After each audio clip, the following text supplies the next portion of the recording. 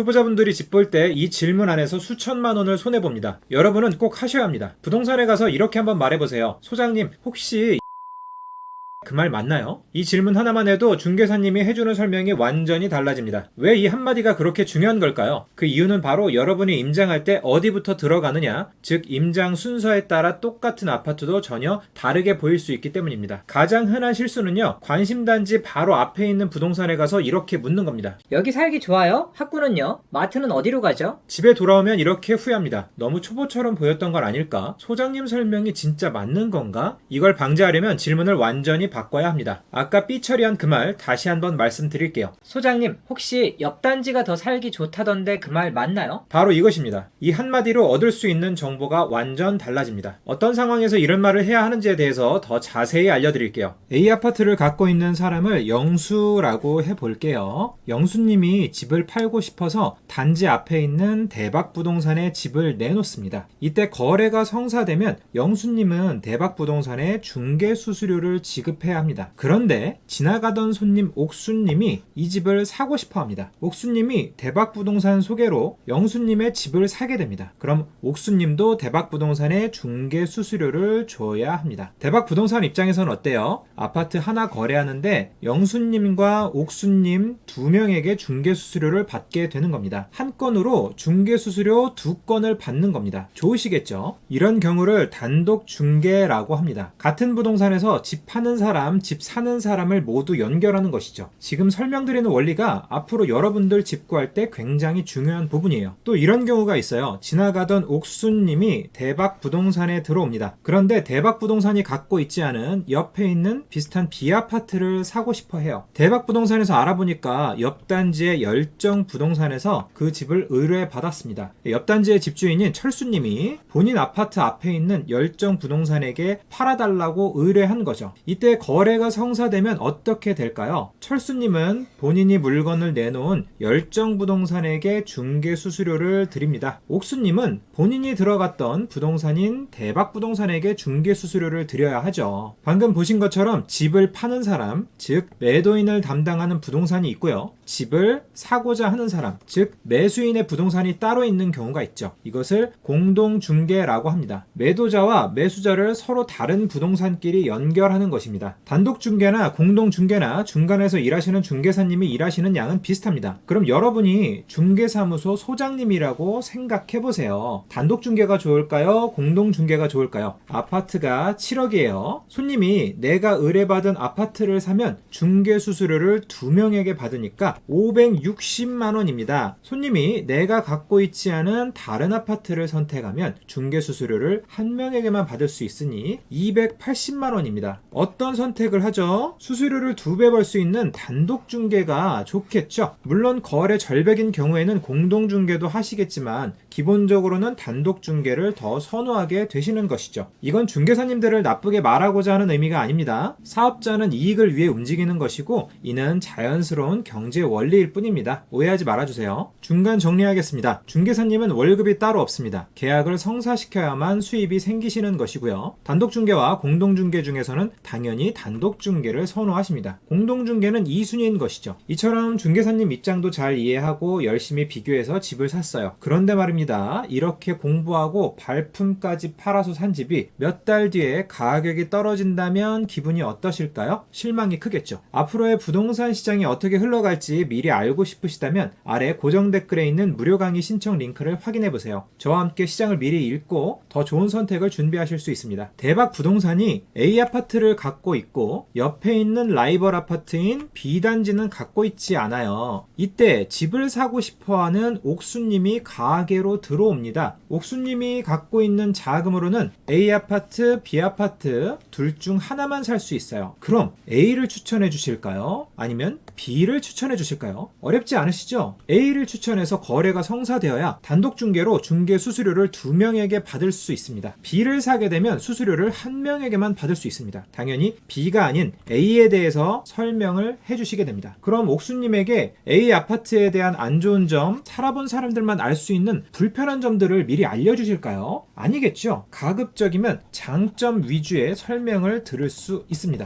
그래서 처음 시작부터 A 아파트에 관심이 있고 A 이 단지 내 부동산에 가서 설명을 듣게 되면 장점만을 듣게 될 수밖에 없습니다. 단점을 찾기 위해서 온라인에서 한번 검색을 해보세요. 집주인분들은 집값이 하락할까봐 안 좋은 점은 인터넷에 잘 올리지 않습니다. 나는 좀 더 객관적으로 이 아파트의 단점도 알고 싶어요. 그럼 조사를 어떻게 하는 것일까요? 바로 이것입니다. 같은 생활권 내에 있는 비슷한 가격대의 라이벌 아파트를 찾아보는 것이죠. 그리고 임장을 갈 때 내가 관심 있는 A 아파트에 단지 내 부동산 먼저 가지 마시고 라이벌 아파트 B의 단지 내 부동산으로 가보는 겁니다. 중개사님들의 심리를 우리가 역으로 이용하는 겁니다. B 아파트의 단지 내 부동산에 가면 당연히 본인 물건인 B 아파트에 대해 좋은 점을 설명해 주시겠죠? 그럼 우리는 관심 갖고 있는 A 아파트의 좋은 점뿐만 아니라 안 좋은 점도 알고 싶은 거잖아요. 경쟁 관계의 B 아파트 앞 부동산에 가셔서 이렇게 물어보는 겁니다. 소장님, 혹시 A 아파트는 어떤가요? 저는 B 아파트가 더 마음에 드는데 와이프는